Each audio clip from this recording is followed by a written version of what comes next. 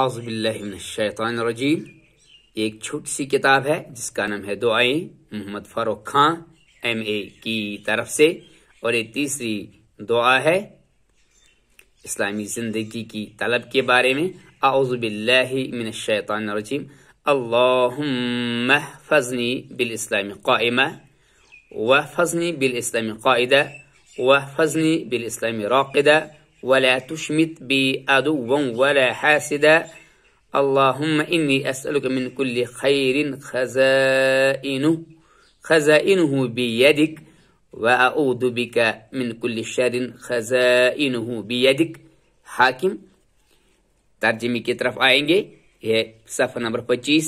اے اللہ، اسلام کے واسطے سے اٹھتے بیٹھتے سوتے ہر حالت میں میری حفاظت فرما، اور کسی دشمن کو مجھ پر ہنسنے کا موقع نہ دے، اور نہ کسی حاسد کو اس کا موقع دے۔